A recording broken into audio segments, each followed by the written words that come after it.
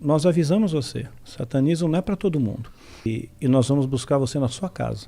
E se você não estiver aí, nós vamos matar a sua família. Caralho!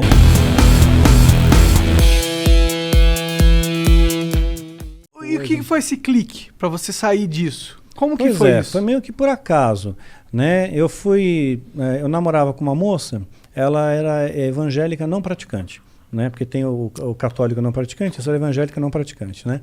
E aí nós fomos numa igreja, né? Era a Igreja Batista do Morumbi, isso eu posso falar, né? Na época o pastor era o Ari Veloso, um homem de Deus, um rapaz muito bom ele.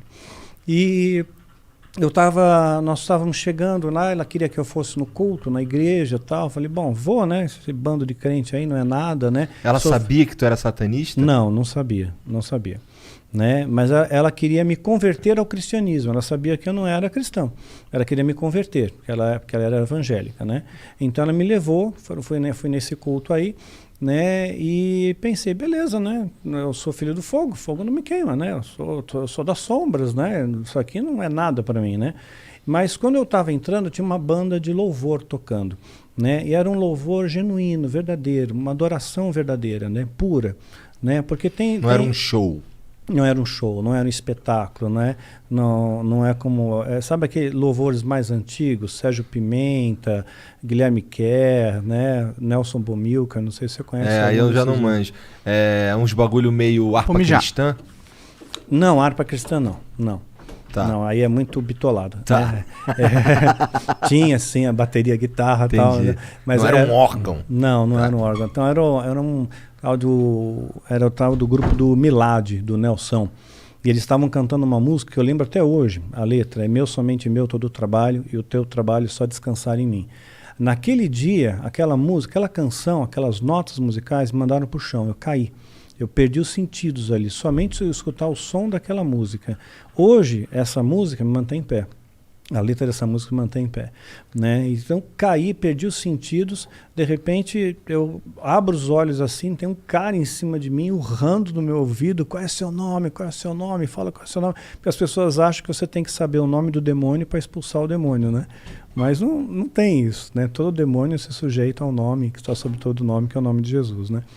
Então, eu falei meu nome e tudo, e levantei, né? E aquela moça, a família toda, ficou toda estarrecida de ver aquilo, né? Falaram que foi uma cena horrível e tudo mais. Eu não vi, né? Mas só as pessoas que... Tu só apagou? Apaguei, né?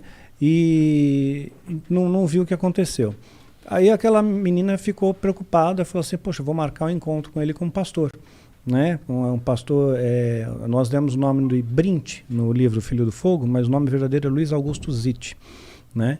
E é um homem de Deus, um pastorzão mesmo, coração puro, um homem de Deus. Aí peguei, ela marcou encontro com ele. E aí eu peguei e falei, tá, eu vou fazer um feitiço contra ele, vou fazer ele ficar doente. O lance de tu cair na igreja lá, perder o sentido, ter um cara ali falando contigo ali, isso não te desmotivou de forma nenhuma? Não me desmotivou, não. Fiquei indignado com aquilo. Eu queria entender o porquê. Eu perguntei lá no satanismo, para o sumo sacerdote. Eles falavam que eu não estava pronto para entrar ainda numa igreja. Naquele momento, aquele grupo tinha, digamos, o que a gente pode chamar de unção. Né? Aquele grupo tinha. Então, essa unção, ela realmente repudia. Você não tem poder contra isso. Né? Não tem poder contra esse poder.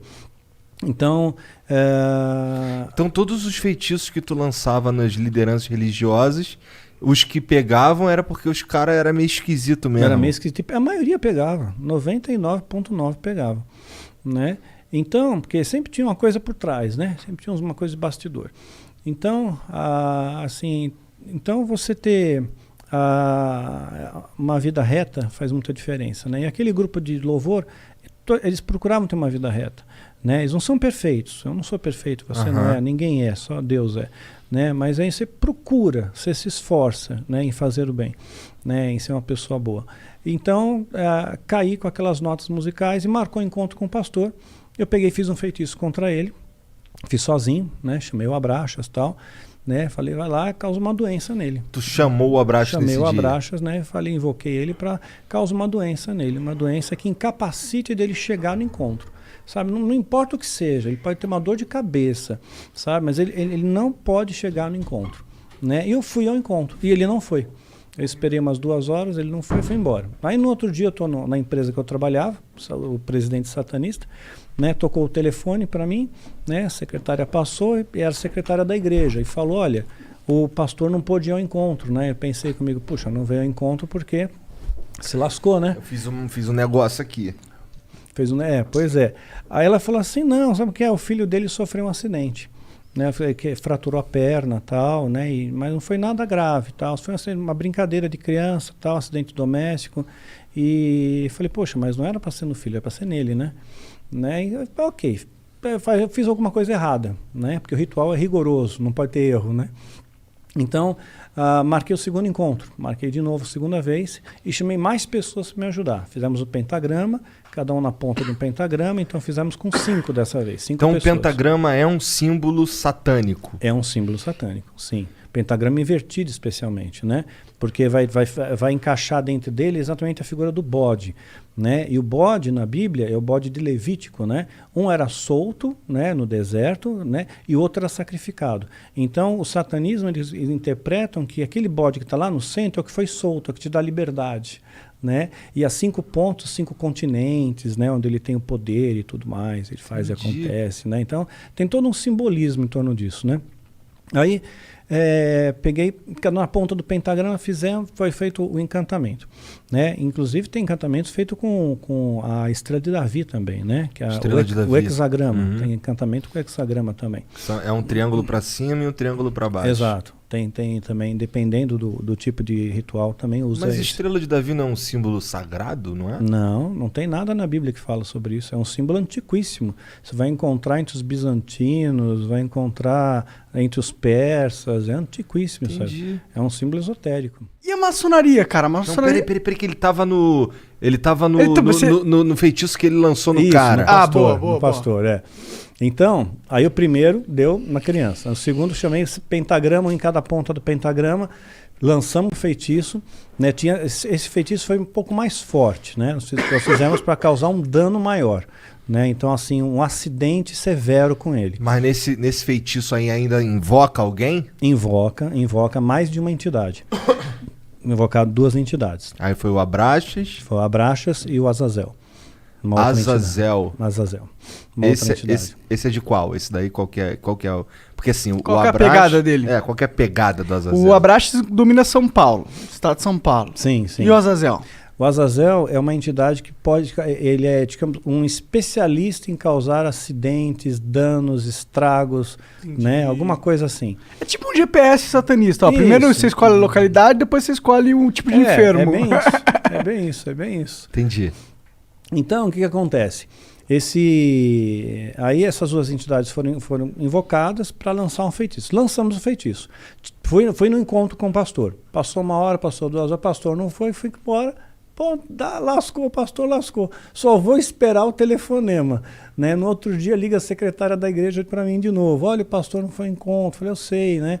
Então, o que aconteceu? Ele bateu o carro. Olha, foi um acidente violento, né? Deu perda total, acabou com o carro do pastor, né? E eu já pensando, onde é que ele está hospitalizado, né? Porque se eu souber o hospital e tiver satanista infiltrado, né? Porque tem muito tráfico de órgãos, muita coisa no meio aí, nesses bastidores. Caralho! Né? Tem. Pra que os caras querem órgão? Pra vender? Pra vender, fazer ritual. Capitalizar. Também. Capitalizar. Entendi. Capitalizar. Daí agora, mas o pastor não se quebrou. Não, ele saiu inteiro. Porque 1000 cairão à direita. 10 mil à esquerda e você não vai ser atingido.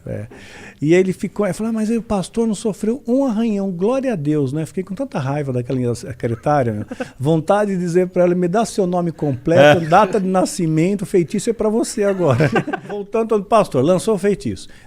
Perda total no carro, o cara tá inteiro. Aí eu peguei e falei, não é possível, né? Aí falei com os sumos sacerdotes. E os sumos sacerdotes falaram, realmente, você é filho do fogo, fogo não queima, isso, aquilo, né? Mexeu com todo mundo. Nós vamos fazer um feitiço, vamos acabar com ele. Vamos oferecer 13 vidas pela vida dele. Eita! Caralho! Ou seja, se ele morresse, 13 vidas seriam ceifadas em ritual, né? Para pagar os demônios. Como se escolhe essas vidas? Olha, alguns se voluntariam, outros pais doam seus próprios filhos ou sequestro.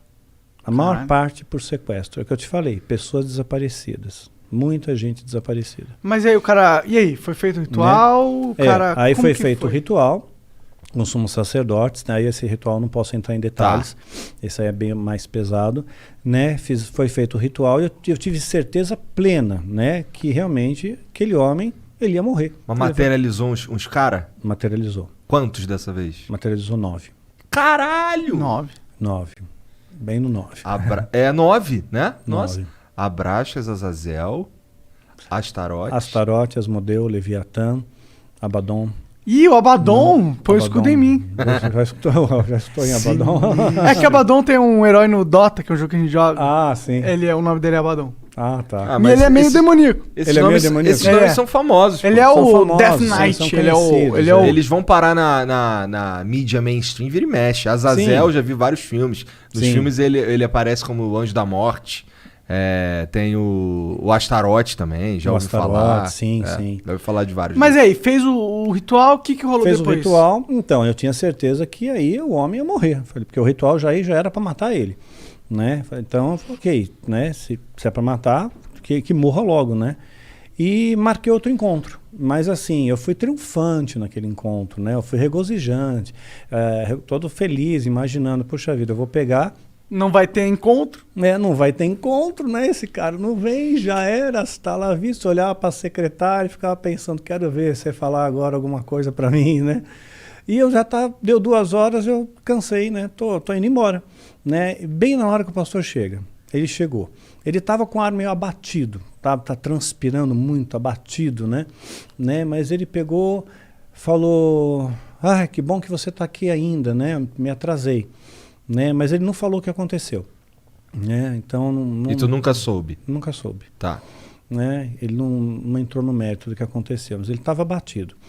E ele pegou e falou, vamos conversar, né? Olha, naquela época eu estava no platô do Kung Fu, né? Feiticeiro do satanismo. Quer dizer, aquele homem não era oponente para mim, mas eu tive um medo dele que me arrepiou dos pés à cabeça. Né? Porque ele tinha... Era pra estar morto. Era para estar morto. Eu tô vendo alguém vivo que era para estar morto, né? E ele tinha unção, tinha essa autoridade, tinha essa... É um homem de Deus, né? Um homem de fé. E eu tinha receio que se eu tocasse nele, ou se eu pegasse na mão dele, ele estendeu a mão, não estendi, eu ia cair de novo, porque eu já estava com aquele trauma que eu caí na igreja lá, né? E então eu falei, pastor, desculpe, o senhor chegou atrasado, eu vou embora, eu tenho compromisso. Menti, né? Aí ele falou, tudo bem, olha, se você não quiser conversar, a gente não conversa, uma conversa rápida, 5 minutinhos só, vai. Olha, demorei tanto para chegar até aqui, você não sabe o que eu passei para chegar até aqui, me dá 5 minutos só, te prometo que não vai passar 1 minuto a mais. Aí eu falei, tá bom, 5 minutos, hein, 5 minutos. Aí nós subimos a parte superior, era um sobrado, né, da casa, ele entrou na sala, né, eu entrei após ele, ele fechou a porta, a chave, tirou a chave e pôs no bolso.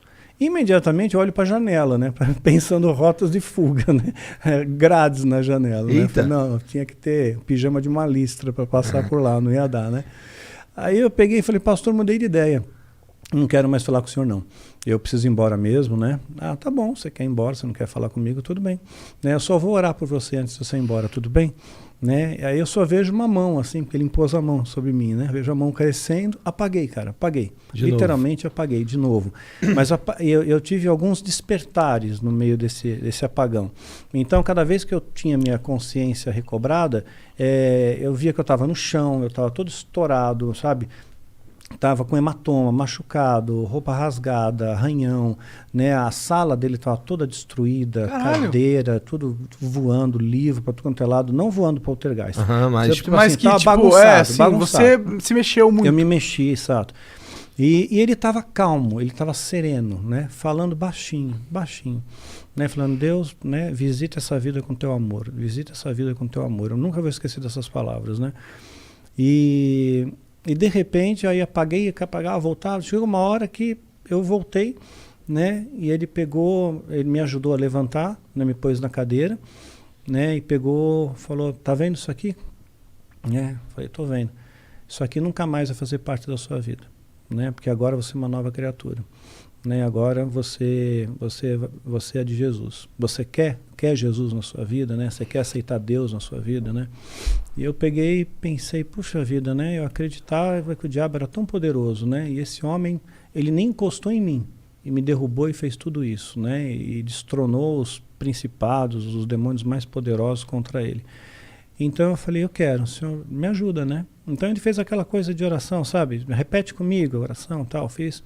Aí ele me deu um abraço, eu me senti muito acolhido com aquele abraço, mais do que todos os abraços que eu recebi na Irmandade, né? Senti uma paz no meu coração tão incrível, tão indescritível. A Bíblia chama de paz que transcende o entendimento, né? Então senti uma paz, uma serenidade, uma alegria muito grande, né? Que eu nunca tinha sentido na minha vida, né? Então eu saí de lá super feliz, radiante, todo machucado com o corpo, né? Mas feliz por dentro, né? A vontade que eu tinha de pegar um cachorro da rua, bem vira-lata, sabe? Dar um beijo na boca dele, falar, cachorro, Jesus te ama também. Né? Maneiro. Né? Aí cheguei em casa, ligaram para mim, teve 2 sacerdotes do satanismo que me incomodaram muito. Eu só não enlouqueceu, eu e minha esposa, porque realmente Deus não permitiu. Tu já estava casado nessa fase não, aí? Né, nessa fase aqui eu namorava. Tá. Né? Namorava com uma outra moça, Tá. Na hora conhecia essa daí, veio posterior. Tá. Né? Esses sacerdotes começaram, desde aquela época, desde a minha conversão, eu tinha quase 26 anos, eu tinha 25 anos e 8 meses, né, quando me converti. Então, eu conheci a minha esposa com 27, né? Então, levou Na igreja? Conheci na igreja. Tá. Né? Então, eu não era muito de frequentar a igreja, né? Mas ela estava fazendo um grupo de teatro, né? E precisava de alguém que praticasse algum tipo de esporte, né? Para fazer uma cena lá. E como eu já praticava Kung Fu, eu falei, eu posso fazer uma sequência aí. Aí eu entrei, a gente acabou se conhecendo, namoramos, noivamos, casamos. Entendi. Então... Mas Você estava falando dos sacerdotes que tentaram. O que eles fizeram para encher teu Então, saco? aí eles ligaram para minha casa. Nesse mesmo dia? No mesmo dia. Eu cheguei em casa, passou 1 hora mais ou menos, o telefone tocou, né? E a voz do outro lado era um tal de Taulês, a gente deu o nome de Taulês no livro. E ele pegou e falou para mim, nós avisamos você, satanismo não é para todo mundo, né? Mas uma vez que você entrou, não tem mais volta, não tem mais volta. Amanhã você tem um compromisso conosco, né? E nós vamos buscar você na sua casa. E se você não estiver aí, nós vamos matar a sua família.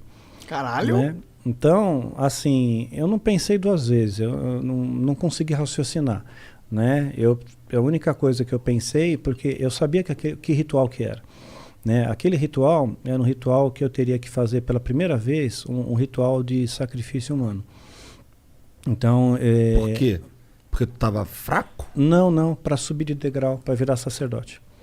Né? Então estava marcado, estava me preparando para aquilo, entendendo os princípios, conceitos, aprendendo os rituais, aprendendo o uso das ferramentas, né, que são utilizadas, né? E eu conheci a pessoa, conheci a menina de 9 anos. Os pais doaram a filha, né, para ser sacrificada em troca de poder, de glamour, de beleza e tudo mais. Os pais, a filha era nada. A filha, eles não tinham vínculo. Eu acho isso inimaginável. Eu também. Inimaginável. Eu não consigo entrar isso na minha cabeça. Mas tem gente que faz isso. Tem pai que estupra o filho. Né? Né? Então, quer dizer, é inacreditável. A maldade existe, né? Maldade existe. Né? Então... eu conversei com a menina, né? Eu lembro de ter olhado nos olhos dela, conversei com ela. Ela estava no preparo, tem uma espécie de jejum, né? E ela, sem entender o que está acontecendo, porque transforma a vida dela, ela é tratada como uma princesa, né? Então, conversei com ela e aquilo ficou na minha cabeça, né? Então eu falei, não, puxa vida, Deus me livrou bem na véspera de fazer isso. Falei, então é para eu não ir mesmo, né? Eu peguei minha bicicleta, eu morava na Pompeia, pedalei até o Parque de Ibirapuera, onde tem o batalhão do Exército. Aí parei com a bicicleta bem lá em frente, falei, quero ver me pegarem aqui em frente ao Exército, né? Tô protegido, né? Mas aí foi caindo a noite, né? E eu fui vendo as estrelas, tal. Passei a noite lá, no gramado, né? Daí sentado. E eu fiz a minha primeira... Essa porra pra lá, cara. Não, soprar pra lá. Pra não jogar fumaça nele. Tá. É vapor. Não, tá, é vapor d'água, tranquilo. Aí o que aconteceu? eu comecei a ver cada uma daquelas estrelas e comecei a pensar, puxa vida, Deus fez cada uma dessas estrelas, né? Deus fez a grama que eu estou deitado, né? Deus fez todas as coisas.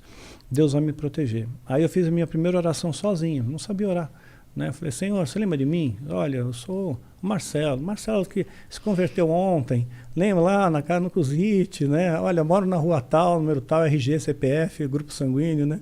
Passei os dados para Deus.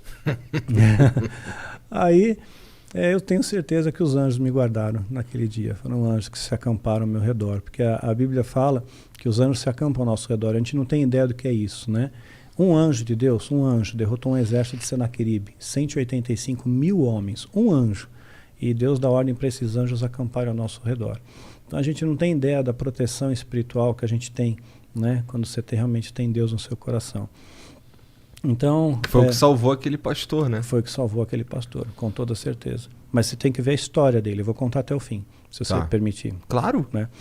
Então, ela está descrita no final da série Filho do Fogo, no livro Catedral das Sombras. Né? A primeira história é a história dele. Né? Eu tenho no celular até, depois eu te mostro fora, né? Para te mostrar um detalhe, né? Para não expor a pessoa. Tá bom. Mostrar a sombra atrás dele, o tamanho do demônio que estava atrás dele. Né? Então, o que aconteceu? Esse pastor era a minha única referência que eu tinha, era ele. Né? Então, quando ligaram para os ordens que me ameaçou, né? Eu pedalei, fiz aquela oração, voltei para casa, tentei ligar para o pastor. Não consegui mais falar com ele, perdi contato total com ele. Ele não está mais na igreja, ele saiu, ele não trabalha mais aqui.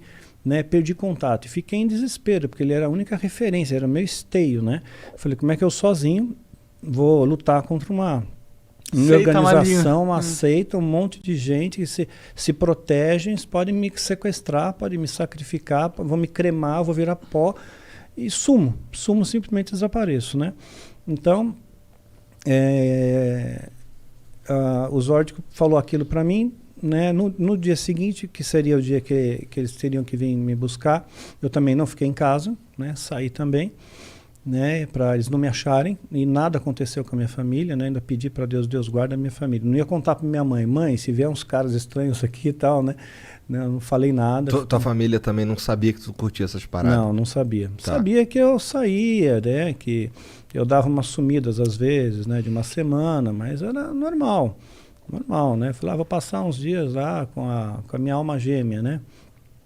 Com a fulana lá. De certa forma ia mesmo, né? Ia mesmo, né? Então... Só não era alma gêmea, mas tudo bem. Não era alma gêmea. Quando você descobriu que ela não era alma gêmea? Na verdade, você vê uma incompatibilidade, né? Você tem muita ilusão. Se a pessoa fala muito em cima da sua cabeça, aquela pessoa é só alma gêmea, olha só como que é, como que não é, né? E era uma moça bonita, né? Então, até hoje ela é uma moça bonita. Né? Só que ela continua... Tem contato ainda ou não? Não. Ela continua no satanismo, ela não saiu. Ela continua lá até hoje. Né? E aí, minha esposa nunca permitiu que eu evangelizasse. Né? Por motivos óbvios. Né? Se for alguém para evangelizar, não vai ser você, filha da puta. Você não, né? Você não, né?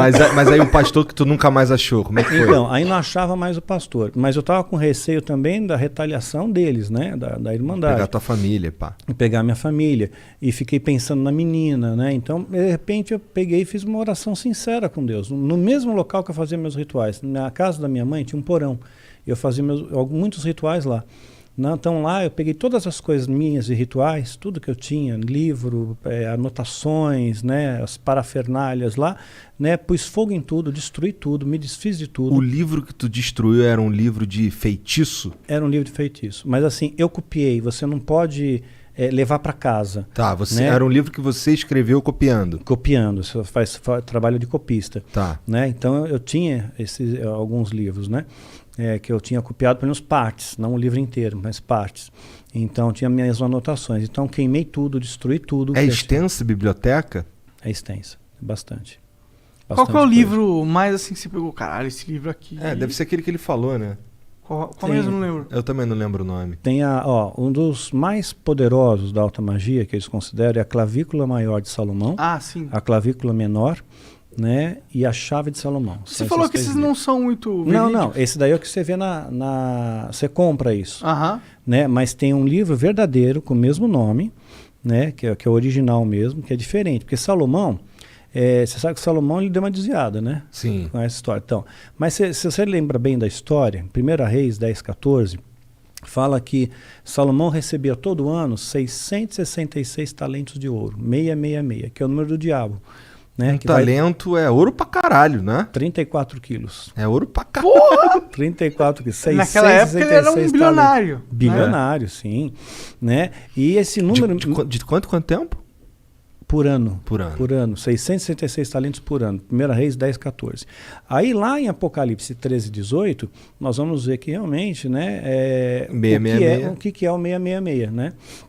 Que é o número da besta. E tem fundamento esse 666 no satanismo? Tem. É uma trindade satânica. Assim como tem o Pai, o Filho e o Espírito Santo. É o anticristo. É a besta, o falso profeta e o anticristo. A besta? Quem é a besta? É o diabo? Sim, é o Tá. diabo. O falso profeta...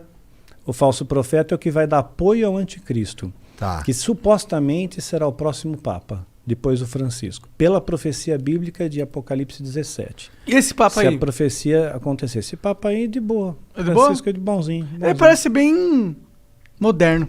Ele é de boa. Eu gosto dele. Ele me parece uma pessoa super simpática, bonzinho, né? Então, assim, aí depois dele, né?